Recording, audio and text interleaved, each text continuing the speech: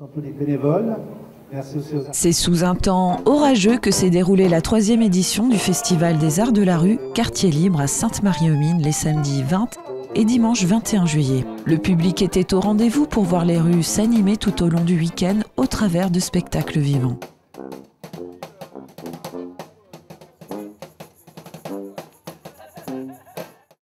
Le principe du festival Quartier Libre, c'est de faire vivre la ville, les rues, autrement, avec des spectacles, avec de la musique. L'idée, c'est que les gens puissent se rencontrer dans la rue, découvrir leur ville autrement, rencontrer des gens, découvrir l'art dans toutes ses formes, qu'elles soient musicales, artistiques, théâtrales, acrobatiques. Voilà, c'est ça l'idée, et de croiser ces arts dans la rue comme on croise les gens. Un festival inclusif inspiré par le festival Rue Libre.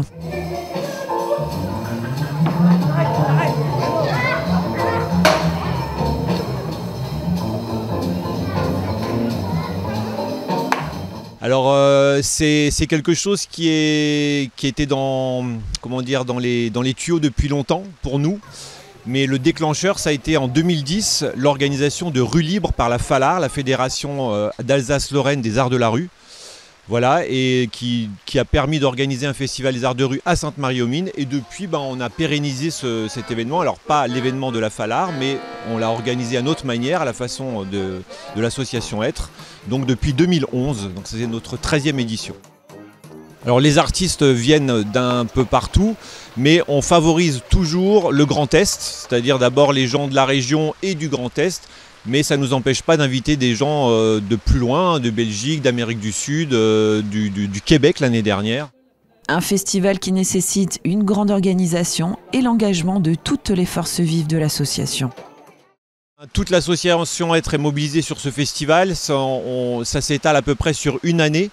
Entre la recherche des compagnies, des spectacles, la programmation, la logistique, les recherches de financement, tout ça, ça prend beaucoup de temps. Donc on est une quinzaine de membres vraiment actifs sur le festival. Et pendant le festival, il y a une vingtaine de membres qui nous rejoignent pour l'événement lui-même, qui demande beaucoup d'énergie et de force.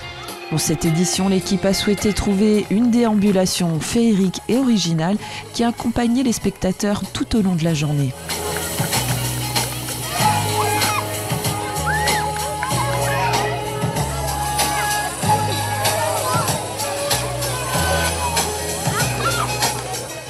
C'est pas toujours facile de trouver des déambulations qui sont un peu spectaculaires. Là, on a eu la chance de trouver une déambulation qui fasse un peu rêver.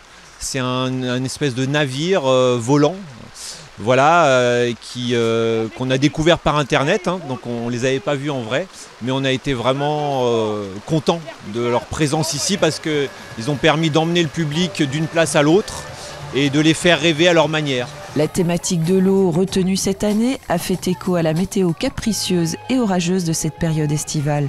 Malgré tout, les spectateurs n'ont pas boudé leur plaisir.